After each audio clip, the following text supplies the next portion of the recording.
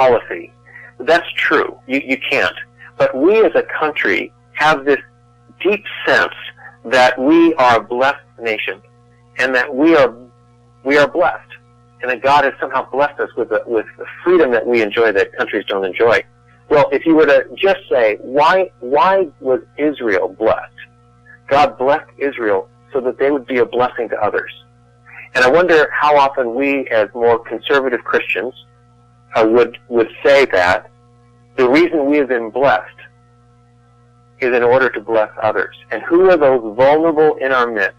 And so James in the New Testament actually says that true religion is caring for the orphan and widow. Yeah. And Jesus says, I was a stranger and you welcomed me in. And this is where he's talking about the final judgment with the sheep and the goats. That's right. And evidence of your commitment to me, your love for me as Lord, is do you care for me as a stranger? So I would say we as a nation have decided how our laws show compassion. And our immigration laws over the years have been designed to show compassion. We have always welcomed people from other countries who have come to our country for a better life, for a variety of reasons. And today our refugee policy, our immigration policy around refugees, if you're from certain countries around the world, we actually pay you a stipend to come here. Well, to me, that comes from our heart that I think is rooted in some Christian values, Judeo-Christian values, where we actually show compassion to people. We care for people. And so in this situation, I think there's an opportunity for the church, for community organizations, as well as the government to figure out how do we show compassion for those who don't have a voice, who are most vulnerable. And so we as a church have been engaged for almost 30 years with our Hispanic neighbors in tutoring and literacy programs. And just this last year, we started the North County Immigration and Citizenship Center, which is a separate nonprofit that's housed in our church that is available for people with trained representatives to give counsel, to give advice in the minefield of immigration reform, the immigration system.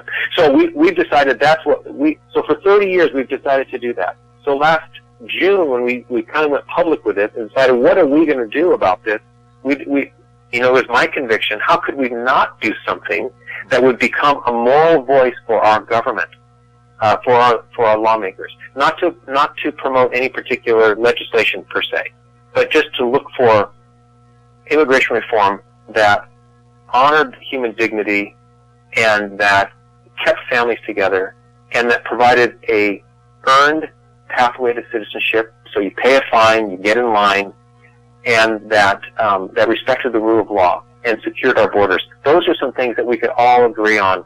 And to me, we have to go deeper as Christians, as people of faith, to say, well, what is our response of compassion to people who are suffering? That's right. And so, and then the other part of this for me is because people will ask, well, are you just being political? And I think, well, you know what? I think I'm just being a good citizen because our government our democracy does not get impacted by our complaints, which we all tend to do. We all tend to complain. Nobody hears us when we shout at our television set. But our democracy is impacted by our contribution.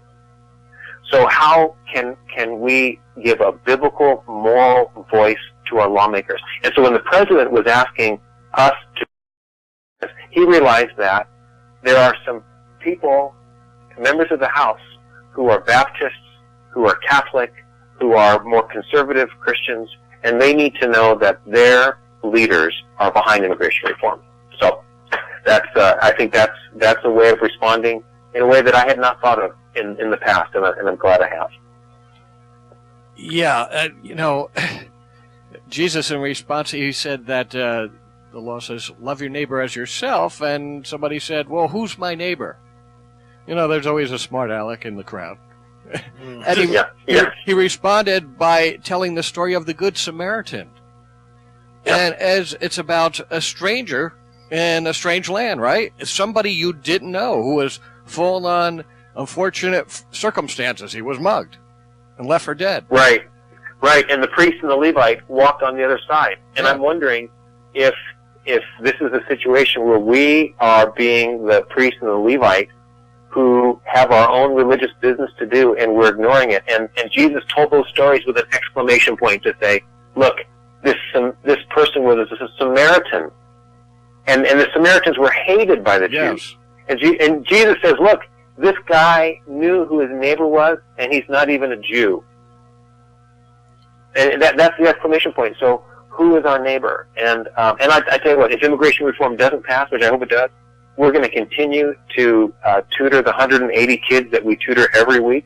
We're going to help support kids going to college, first-generation kids through Reality Changers program here that takes kids and gives them tutoring so they don't end up in prison, but end up in college. We're going to continue to help people get legal citizenship. We're going to continue with literacy programs because I'd rather be somebody that the Lord says to them, I was a stranger and you did welcome me in. And you didn't know how to all the intricacies and how to secure the border. Mike, you